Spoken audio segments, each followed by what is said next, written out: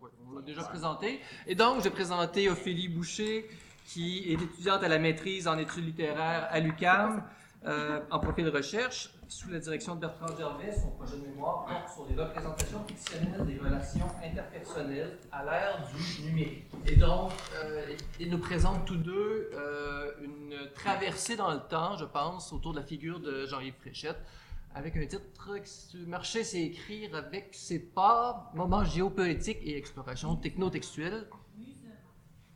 Musulman, qu'est-ce que j'ai dit? Moment, ok. Tu dis rudement. Rudement, bon, ok, d'accord. Lisez et écoutez. Et soyez heureux. Oui. Merci René. Ça prendra une petite Donc en effet, on va s'intéresser à une œuvre qui est L'Arpenteur, mais vous allez voir, ça va prendre un espèce de tournant. Comment explore-t-on un territoire? Comment le rend-on signifiant? Quels textes produisons-nous afin de rendre compte de notre expérience? La question se pose depuis les tout premiers récits, dont l'une des fonctions a été de raconter comment un territoire est exploré et par la suite maîtrisé. Les premiers récits sont des récits d'aventure, ce sont des récits de conquête et d'exploration de territoire. Évidemment, au 21e siècle, maintenant que tous les territoires ont été balisés, la question de l'exploration du territoire prend un autre sens. Les territoires qu'il nous reste à explorer ne sont plus sur la Terre, ils sont ou bien au fond des océans, ou bien dans l'espace, donc sur ces autres planètes que nous rêvons de visiter et de nous approprier. Mais revenons à la nôtre. Quel récit nous faisons-nous de notre occupation des sols et du territoire? Ces récits se sont complexifiés, insérés dans une logique de l'abondance et de la surdétermination. Avec les développements du réseau Internet et de la téléphonie mobile, une strate d'information s'est ajoutée à notre expérience des lieux. Non seulement habitons-nous un territoire, le marquons-nous de tous ces signes qui nous distinguent, mais encore, à cette strate initiale de données présente dans les lieux, nous avons ajouté une couche essentiellement technique d'information déployée grâce à des flux de données liés à des dispositifs de géolocalisation. Une œuvre récente, L'Arpenteur, réalisée en 2022 par Jean-Yves Fréchette et le collectif Bleu Diode, composé de Sven et d'Isabelle Gagné, permet d'illustrer cette nouvelle réalité. Il s'agit d'une œuvre hybride, à la fois numérique, installative et performative, où les technologies ont pu enregistrer la prose que Fréchette écrivait en marchant dans un champ. Grâce aux différentes dimensions de l'œuvre, L'Arpenteur rend visible des péditextes qui auraient disparu s'ils n'avaient pas été captés. Chaque marche de Fréchette constituait une œuvre en soi, dont la pérennité est désormais assurée par l'usage des technologies. Avant de décrire cette œuvre plus en profondeur, nous aimerions, dans un premier temps, revenir sur le rapport qui s'établit entre l'expérience d'un lieu et sa prise en charge sémiotique, voire symbolique, le jeu entre le parcours dans l'espace et le texte qu'il permet de constituer. Un lieu n'existe qu'à partir du moment où il a été appréhendé, actualisé par une expérience. Un lieu n'existe pas en soi, mais dans une relation, quelle qu'elle soit. Qu'on le traverse ou l'habite, qu'on s'y perde ou s'y aventure, qu'on en fasse l'objet premier de notre attention ou un arrière-plan discret de nos entreprises, il est cette dimension nécessaire de l'agir humain. En première partie, marcher, c'est écrire. Marcher, c'est écrire avec ses pas. Mais habituellement, le récit que cette ligne permet de tracer n'apparaît pas. Nous connaissons le nôtre dans ses grandes lignes, mais le tracé ne parle pas de lui-même. Il reste invisible aux autres, car il est de nature expérientielle, puis mémorielle. La ligne de ce récit est imaginaire. Elle n'est faite que de pensée. Comment le rendre apparent? Comment rendre autonome, visible pour tous, la ligne d'une déambulation? D'ailleurs, à quoi renvoie cette ligne? Est-elle improvisée ou intentionnelle? Est-elle le résultat de circonstances, une mixture d'impondérables et de dessins, de tracés fortuits et de signes aux formes spontanées, à la manière de l'écriture des pierres qui avait été imaginée par Roger Caillois, il y a très longtemps maintenant, qui se présentait comme une typographie déréglée, sauvage? Ou est-elle plutôt, cette écriture, le résultat d'un acte délibéré, d'un projet mûri, savamment imaginé en se développant à la grandeur d'un lieu? Prenons pour exemple l'artiste taïwanais installé à New York, Tehching Hsieh. Là, si je prononce mal son nom, là, je suis vraiment désolé. Donc, Tehching Hsieh. En 1981-82, il entreprend une nouvelle performance d'1 an. Il choisit de passer une année entière dehors. Dehors, c'est-à-dire sans jamais entrer dans un édifice, un métro, un train, une voiture, un avion, un bateau, une caverne ou une tente. Tel un itinérant, uniquement muni d'un sac à dos et d'un sac de couchage, il arpente les rues de Manhattan du 26 septembre 1981 au 26 septembre 1982. Durant cette période, elle a été prise en photo, marchant dans les rues, dormant dans des parcs, sur des bancs, de plus en plus fatigué, harassé et sale, de plus en plus soumis aux lois de l'itinérance, les nuits perturbées, les déambulations sans fin, les besoins vitaux comblés de peine et de misère. Parmi les témoignages de cette performance, il n'y a que des photos et des affiches. Il n'y a pas que des photos et des affiches, il y a aussi des plans de Manhattan sur lesquels Tixingse trace ses propres parcours dans la ville. C'est là que pour moi ça devient intéressant. Avec un crayon rouge, il détaille ses itinéraires qui apparaissent chaque fois comme une figure singulière plaquée sur un plan de la ville. Des losanges, des formes allongées ou irrégulières, des ailes de papillon ou encore des lettres de l'alphabet. Dans Out of Now, le livre consacré à ses performances, on trouve reproduits certains de ses plans aux pages 204-228. Ce sont en tout 385 plans de la ville qui se trouvent ainsi réunis, témoignages schématiques, mais tout de même d'une grande précision de ces déambulations, réduites à une simple ligne. Tixingse n'est pas le premier d'ailleurs à tracer ses parcours sur des plans reproduits. L'artiste Hon Kawara avait déjà procédé de la même façon dans une performance étalée entre 1968 et 1979 et intitulée I Went. Il traçait ses déplacements au stylo à billes rouges sur une photocopie d'une carte qu'il tamponnait avec la date. Tixingse, comme Hon Kawara, n'écrit rien de prémédité. Ses déambulations ne cherchent pas à écrire un texte prémédité. Pourtant, les signes qu'elle dessine constituent des figures. Leur performance a été à ce point convaincante qu'un écrivain new-yorkais, Paul Auster, s'en est servi comme élément de son roman City of Glass, Cité de verre en français, rédigé dans les années 1981-82, donc en même temps que Tixingse. Auster donne un tour métaphysique aux déambulations dans Manhattan. Alors, je vais revenir sur le roman City of Glass. Le roman tout entier repose sur une interrogation fondamentale qui est la nature même de la relation entre les mots et les choses. Si le langage est notre mode d'être au monde, le lien entre les mots et les choses devient central à la façon dont cette relation se déploie. Ce lien entre les mots et les choses est-il nécessaire ou contingent? Peter Stillman père, qui est suivi par l'enquêteur du roman Daniel Quinn, parcourt les rues de Manhattan en suivant un itinéraire chaque fois nouveau. Il faut dire que Stillman est un érudit qui croit à l'existence de la langue adamique, donc la langue d'Adam, la langue parlée par Adam et Ève dans le paradis terrestre. Et il a entrepris de la retrouver. Dans le paradis terrestre, il n'y avait qu'une seule langue, celle donnée par Dieu à Adam pour qu'il puisse désigner les choses, donc il connaissait par conséquent le nom véritable. Cette langue était motivée, sa relation aux choses, ce qu'elle devait désigner, était intrinsèque aux choses mêmes. Et encore, il n'y avait pas de distinction entre la chose et le nom. Les deux étaient interchangeables, ils occupaient le même espace, ils étaient des réalités du même ordre, tout aussi nécessaires l'une que l'autre. Après Babel, cependant, ça a été au tour du Babil d'imposer sa loi. Alors, c'est cette langue que Stillman essaie de récupérer.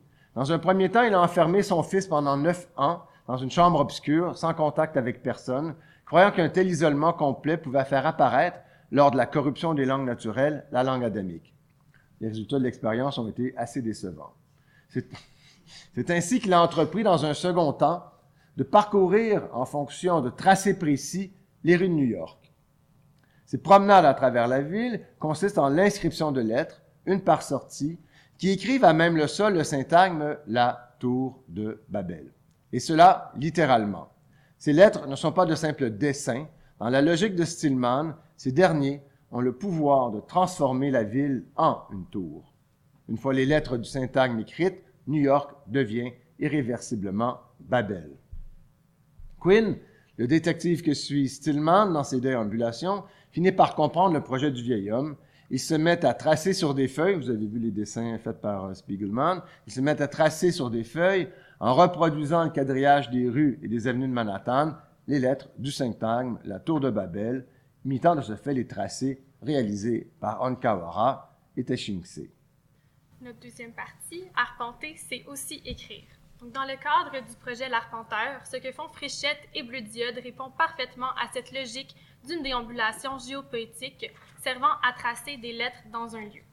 La marche y apparaît comme un espace d'énonciation, et ce ne sont pas que des mots isolés qui sont ainsi écrits, ce sont des syntagmes, des phrases.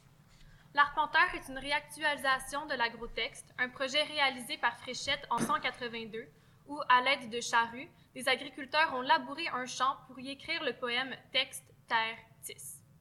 Pour célébrer les 40 ans de cette performance, le collectif Bleu Diode s'est associé à l'artiste multidisciplinaire afin de retourner écrire dans le champ en modifiant une fois de plus les outils traceurs. Alors que l'agrotexte était un projet collectif mais confiné à un espace, l'Arpenteur est le résultat du constat que les technologies permettent maintenant de travailler seul et de créer d'aussi grandes choses, en plus de les diffuser simultanément à plusieurs endroits. Lors de ses sorties, Fréchette portait des montres connectées, une montre Apple et une Fitbit, qui permettaient de recueillir les données GPS de ses déambulations, qui pouvaient être vues sur la page Internet ainsi que sur un écran dans la vitrine de l'agence Topo, le centre de création numérique associé au projet. Grâce à la géolocalisation et aux technologies, l'Arpenteur permettait de transmettre une écriture faite par le corps et de la diffuser en temps réel. La vitrine de Topo était une réplique de la cuisine de Fréchette qu'il désigne lui-même comme étant son quartier général. C'est à cet endroit qu'il a imaginé plusieurs de ses projets. Dans le cadre de l'Arpenteur, la vitrine était à la fois un lieu de réflexion et de création, alors que d'une part, Bleu Diode simulait, en modifiant des éléments de l'environnement, les allers et retours de Fréchette dans son quartier général. Nous avions donc l'impression que l'artiste utilisait sa cuisine pour réfléchir à sa performance suivante. D'autre part, 4 écrans offraient différents points de vue sur sa performance. Nous pouvions y voir les entrées et les sorties de l'artiste, le champ dans lequel il écrivait, son point de vue filmé grâce à une caméra 360 fixée à son chapeau, et l'œuvre web réactive aux actions de Fréchette mises à jour au fil des performances. Quant au champ, c'était le lieu de l'écriture, le cahier de l'écrivain. C'est là où Fréchette marchait et transformait ses pas en prose. Les technologies, dont la géolocalisation, ont permis d'assurer une pérennité aux performances qui se veulent habituellement éphémères et circonstancielles. C'est grâce à l'œuvre web, autonome et pérenne, que nous pouvons relire les phrases écrites lors des performances. Même invisible sur le sol, même sans traces apparemment pistables, l'Arpenteur numérique sait d'utiliser toutes les béquilles technologiques possibles pour qu'il y ait un tracé, pour qu'un signe, un signifiant, apparaisse quelque part et soit porteur de sens. Le champ de la marche est celui de l'écriture. Selon Fréchette, écrire, c'est tracer des signes sur une surface. Dans le cas de l'Arpenteur, le corps devient l'outil d'écriture. Les péditextes écrits par Fréchette résultent de ses réflexions sur sa démarche. Il se désigne comme le sujet de l'écriture et, par le fait même, le sujet de la marche. Cette adéquation se retrouve dans les phrases de l'Arpenteur, alors que Fréchette emploie, au sein des mêmes péditextes, des mots de ces deux réalités, celle de l'écrivain et celle du museur. Ainsi, le gros des phrases concerne très précisément cette réalité du marcheur en plein projet, comme le montrent les péditextes « J'écris sur la pointe des pieds »,« J'ai un projet en marche », le temps lent de l'écriture. Il s'attarde aussi à la corrélation entre la marche et l'écriture, avec des phrases comme « J'ai mis tes mots dans mes pas »,« Pieds trempés, texte mouillé »,« Voix, etc. Les deux plans, ceux de l'écriture et de la marche, sont constamment remis en scène. L'autoréflexivité est grande, signe peut-être de l'ampleur de la tâche et de son caractère obsessionnel, parce que déployée à grande échelle. C'est une chose de prendre une fraction de seconde pour écrire la lettre M sur une feuille de papier, mais c'en est une autre de prendre 3 minutes 30 pour le faire dans un champ en friche. Et à quoi penser quand on est dans la démesure, sinon à la réalité même de cette hypertrophie? Ce que nous voyons apparaître, que ce soit sur le site Internet ou sur l'écran présent en vitrine, ce sont des mots plaqués sur une vue plongeante du champ, mots tracés en diagonale qui parlent essentiellement du processus d'inscription qui les a fait apparaître. C'est dire qu'ils parlent essentiellement de leur production, de cette métamorphose qui les a fait passer de traces à symboles, catégories sémiotiques distinctes. En troisième et dernière partie, marcher, c'est tracer des lignes. De quelle façon transformer un itinéraire en phrase, en énonciation? 2 cas ont été présentés jusqu'ici. Le premier, extrait de City of Glass, permet de le faire par le biais d'une filature qui rend apparente une quête métaphysique. Le second, l'Arpenteur, met en scène une transposition réalisée via des dispositifs techniques et proposé dans le cadre d'un projet numérique. Tout à fait la même chose. Dans les deux cas, on se retrouve avec une configuration semblable, celle où 3 fonctions se complètent pour assurer une sémiotisation. Les fonctions, ce sont celles du museur, du scribe et de l'interprète. Je vais revenir un peu là-dessus. Ainsi, pour qu'un énoncé puisse être produit, transmis et reçu, il faut à la fois un museur, qui pense à ce qui peut être dit, un scribe qui rend actuelle l'une de ses pensées, sous forme de signe quelconque, et un interprète qui prend acte et qui en détermine une signification. Le museur, c'est celui qui vagabonde dans ses pensées et qui s'assure ainsi qu'il y ait des pensées. Le scribe se contente de faire exister ces pensées qui ont été captées, de les transcrire sans nécessairement les comprendre, mais en servant de relais nécessaire. L'interprète complète le parcours en rendant signifiants les signes reçus, éliminant les uns, conservant les autres. Avec l'arpenteur, mais c'est la même logique qui prévaut dans la déambulation de Peter Stillman dans le roman de Paul Auster, Jean-Yves Fréchette est ce museur, ce marcheur qui avance en imaginant les lettres qu'il est en train d'écrire pas à pas. Ce n'est pas une pensée précise, efficace, mais une potentialité, un ensemble de pensées qui se succèdent dans le temps relativement long de la marche. Ainsi, la phrase « Je marche au pied de la lettre », qui a requis pour son écriture presque 5 km de promenade, s'est déroulée sur 1h20, c'est-à-dire 3 minutes 30 par lettre. À quoi pense l'arpenteur en traçant le M? Uniquement à la phrase qu'il est en train de réaliser? Entend-il le signifiant, cette image acoustique qui résonne en lui? Vocalise-t-il la bilabiale M? Est-il perdu dans ses pensées pendant qu'il avance dans ce champ à la surface accidentée, ses bâtons de marche à la main? Quel lien se tisse entre ses actions et ses pensées, entre sa progression et cette phrase qu'il énonce dans la lenteur et la dépense énergétique? Ces liens, ce sont ceux, relâchés, que le musement permet d'imaginer, à savoir les associations libres, le flux de pensée, les dérives d'un esprit désarrimé. Le scribe s'actualise de diverses façons. C'est d'abord l'arpenteur qui trace des lignes qui formeront à terme des lettres. Mais ce sont aussi les dispositifs techniques qui transforment cette progression dans un champ, qui se transforment d'un lieu de pure potentialité à une surface d'inscription réelle. Ce sont les montres connectées, la montre Apple et la Fitbit, que porte Fréchette, qui recueillent les données de géolocalisation de ces marches. Ce sont ces dispositifs qui transforment la ligne invisible du tracé, emprunté par le marcheur, invisible parce qu'uniquement expérientielle, en un véritable trait, une forme tracée de manière continue sur une surface d'inscription. Ils font advenir le trait, le stabilisent, lui assurant une certaine pérennité, que ce soit à l'écran ou sur une feuille. Et c'est ainsi que les lettres sont peu à peu dessinées et réunies afin de composer des syntagmes. En troisième fonction, l'interprète a encore plus de façons de se manifester et d'agir. Il prend en charge la forme à l'écran, ce syntagme dont il reconnaît la signification et lui donne une plus grande extension en l'inscrivant dans un processus dynamique. Avec l'arpenteur, un premier interprète est composé des logiciels de transfert des données GPS en ligne à l'écran. C'est la première traduction. Un deuxième interprète est représenté par une panoplie d'intervenants. Les premiers, ce sont les 2 fondateurs de Bleu Diode, Isabelle Gagné et Sven. Ce sont eux qui sont au cœur du projet et ce sont les premiers à recevoir les tracés, à surveiller le fonctionnement des dispositifs et à interpréter les signes. Comme le dit Fréchette, et je le cite, « Pour qu'un itinéraire transforme un parcours en tracé textuel lent, en écriture, donc, il faut des marqueurs, des capteurs et des ordinateurs, mais surtout, il faut des complices, des partenaires capables d'ajouter du sens en remédiatisant, remixant l'image et le son. » Fin de la citation. Voilà exactement le rôle d'un interprète dynamique. Les seconds intervenants font partie du Centre de création numérique Topo de Montréal, qui accueille le projet et qui offre son espace d'exposition au projet. La cuisine de Fréchette se trouve reproduite dans cette vitrine comme un artefact.